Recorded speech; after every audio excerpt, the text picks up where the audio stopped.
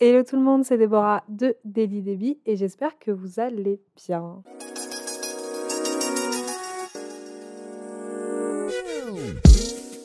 Je pense que tu l'as constaté, mais il fait froid. C'est pourquoi je te préviens dès maintenant, ces 6 prochains mois, je vais rentrer en mode survie et je vais ressortir mes sweats, mes gilets pilou-pilou et mes plaids. Mon plaid qui est juste là et que je n'ai pas mis sur moi, mais ça ne saurait tarder. Et deuxième chose, je sais que j'arrive avec mes sorties de novembre à la mi-novembre, mais je voulais pas rater notre petit rendez-vous mensuel. Donc je me suis dit, mieux vaut tard que jamais. Bref, avant de commencer, n'oublie pas de liker la vidéo et de t'abonner à la chaîne pour me donner un petit peu de force. Puis prends ton thé, ton café ou un truc à grignoter et on y va.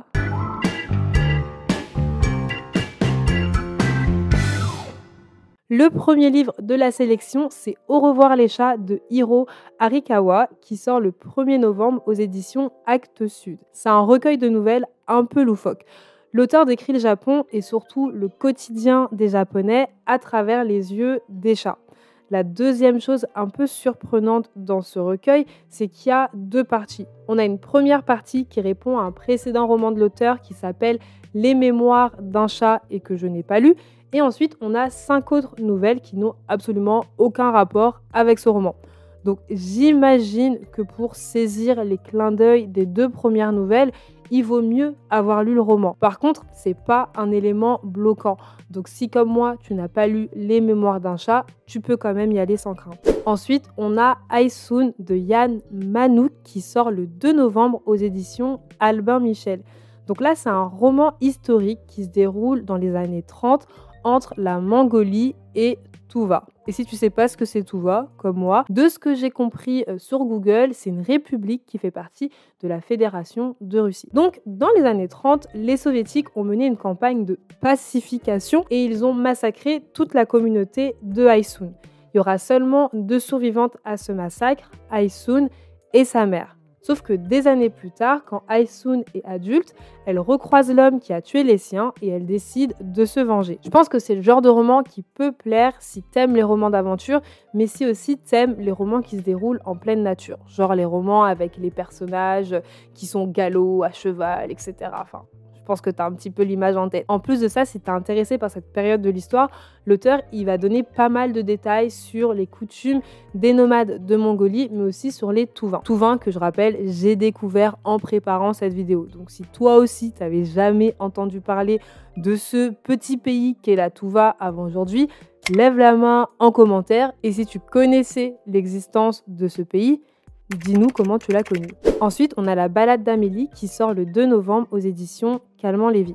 Ce roman, il sort un petit peu de ma zone de confort, mais il m'a tout de même attirée parce que on va parler de remise en question suite à un choc. Donc là, on suit Amélie qui a eu une grosse carrière en tant que chanteuse lyrique et même après avoir arrêté sa carrière, elle est vraiment sur tous les fronts. Donc elle est mère célibataire, elle est professeure au conservatoire et elle se produit très souvent sur des scènes locales. Elle est à 200%, sauf qu'un jour, son corps, il va lui dire stop, c'est bon, c'est fini. Amélie va faire un burn-out et elle va perdre sa voix.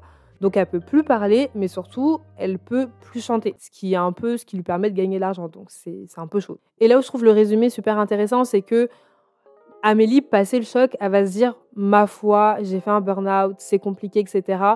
Mais c'est peut-être le moment pour moi de me réinventer. » Donc La balade d'Amélie, c'est un feel-good, c'est un livre cosy et c'est le type d'intrigue où le personnage arrive à sortir quelque chose de positif d'une situation négative.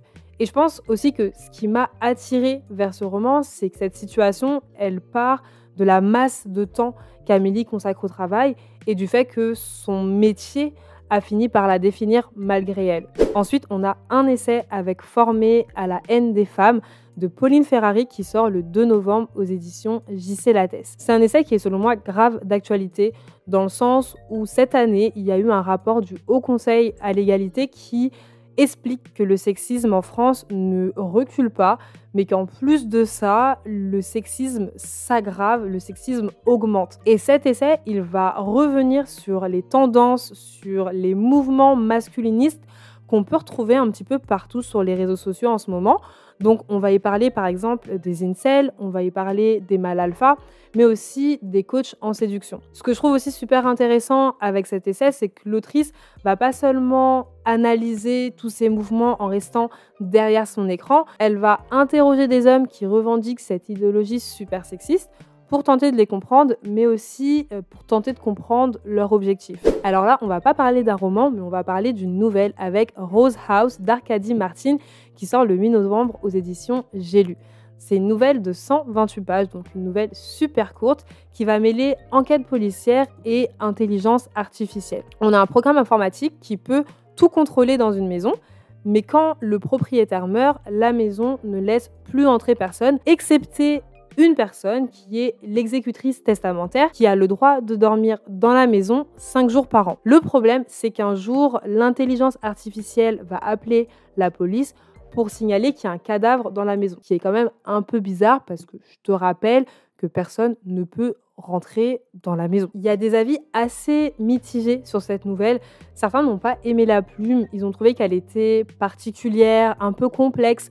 Et il y avait d'autres commentaires qui disaient aussi qu'ils ont trouvé la fin un petit peu abrupte. Mais tous les commentaires que j'ai lus disaient quand même que la nouvelle faisait réfléchir à la confiance qu'on accordait à l'intelligence artificielle et que ça permettait aussi de se demander jusqu'où on souhaitait pousser l'évolution de cette technologie. Ensuite, on a Le Pan de Taous Merakchi qui sort le 8 novembre aux éditions JC Lattès. Le Pan, c'est une autobiographie dans laquelle l'autrice revient sur son enfance et la difficulté qu'elle a eue à trouver sa place dans la société française. C'est une métisse, donc elle a une mère française d'origine algérienne et un père français blanc. Et sa vie va prendre, on va dire, un tournant avec le 11 septembre parce qu'elle va se rendre compte que son métissage, il vient avec un bagage.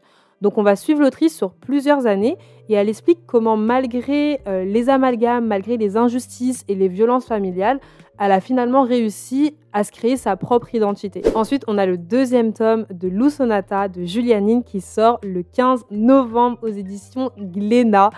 Je ne pensais plus voir sortir ce tome. Il me semble qu'il devait sortir début 2023 ou fin 2022, je ne sais plus, et que finalement la sortie du livre a été repoussée parce que l'auteur était malade. Enfin là, je parle avec mes souvenirs, je ne suis pas totalement sûre. Mais bon, on va dire que si mes souvenirs sont bons, la sortie du livre signifie aussi que l'auteur va mieux, donc je suis contente pour lui. Donc comme je disais, j'ai lu le premier tome de Lou Sonata et je pensais que dans le deuxième tome, on allait retrouver Lou à l'université parce que elle était un petit peu perdue à la fin du premier tome. Et je me suis totalement plantée, on la retrouve pas à l'université. Dans ce tome, Lou, elle organise un festival avec ses amis sur un terrain qu'elle vient d'hériter. Donc ça veut dire qu'on va retrouver le fameux trio des tomes de la première saison de Lou avec Tristan, Mina et du coup Lou, ce qui me fait vraiment super plaisir. Mais ça veut aussi dire pour Lou qu'elle va réussir à répondre aux questions existentielles qu'elle se posait en sortant du cadre scolaire. J'entends par là que dans le premier tome, il est un peu question du fait qu'elle finisse par se trouver grâce à sa formation universitaire. Et ça va engendrer beaucoup de questions en elle, beaucoup d'interrogations, beaucoup de peine, beaucoup de craintes, etc. Et là, dans ce deuxième tome, ça va être finalement les galères qu'elle rencontre durant l'organisation du festival qui vont lui permettre de mieux comprendre ce qu'elle souhaite pour son futur. Pour terminer, j'ai 2 romans de Khaled Hosseini qui sortent le 16 novembre aux éditions 10-18. Ce ne sont pas des nouvelles parutions, contrairement aux autres livres que j'ai présentés, mais je les ai quand même ajoutés à la liste parce que je les découvre grâce à cette réédition. Le premier tome de Khaled Hosseini que je vais vous présenter, c'est 1000 soleils splendides. L'intrigue se déroule en Afghanistan. On va suivre 2 femmes, enfin une femme et une adolescente, Mariam qui est la femme adulte et Laïla qui est l'adolescente. Elles sont toutes les 2 mariées de force au même homme qui est très violent. Donc il y a une sorte de rivalité entre les 2 femmes, notamment parce qu'on a une femme qui tombe enceinte et l'autre non. Mais ce qui est très intéressant et ce qui me pousse vers ce livre, c'est qu'on ne s'arrête pas à la rivalité et à la jalousie entre Mariam et Laïla. Là, elles vont réussir à passer ce cap pour ensuite s'entraider et se sortir de ce quotidien ultra violent. Et le deuxième livre de Khaled Hosseini qui m'intéresse et qui va être réédité ce mois-ci, c'est Les cerfs-volants de Kaboul. Cette fois-ci, on va suivre 2 garçons, 2 hommes qui s'appellent Amir et Hassan. Lorsqu'ils étaient enfants, ils étaient amis, ils étaient super proches, Mais ça restait quand même une amitié particulière, dans le sens où Amir, c'est le fils d'un riche commerçant et Hassan, c'est le fils du serviteur de ce commerçant. Donc il y a quand même une situation hiérarchique, un peu de pouvoir entre les deux personnages. Et un jour, Hassan est victime d'un drame et Amir ne fait absolument rien pour l'aider. Et cet événement-là, il va mettre un point final à leur amitié. Des années plus tard, les deux garçons vont grandir, Amir va quitter l'Afghanistan pour les États-Unis, et là où la vie d'Amir va basculer, c'est qu'il va recevoir un appel qui lui dit qu'il est encore temps de se racheter. Mais pour pouvoir se racheter, il va devoir retourner en Afghanistan et affronter son passé.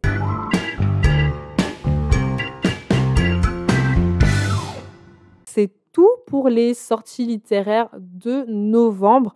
Dis-moi si dans la sélection que je t'ai présentée, il y a un roman qui t'intéresse. Perso, mon top 3, c'est Eysoun de Yann Manouk, Formé à la haine des femmes de Pauline Ferrari et Mille soleils splendides de Khaled Hosseini, donc l'avant-dernier livre que j'ai présenté. Mais, mais si je suis vraiment, vraiment, vraiment honnête avec toi, il y a plus de chances que je lise le tome 2 de Lou Sonata avant les 3 livres que je viens de mentionner. Donc, c'est un classement, mais c'est un classement très arbitraire, on va dire. Avant de terminer la vidéo, n'oublie pas de mettre en commentaire l'emoji main si, comme moi, tu ne savais pas que Touva était une région qui existait avant cette vidéo. Bref, si tu es arrivé jusqu'ici, c'est que la vidéo t'a plu, donc n'oublie pas de la liker et de t'abonner à la chaîne si ce n'est pas encore fait. Sur ce, je t'envoie des cœurs sucrés, on se dit à la prochaine. Tchuss!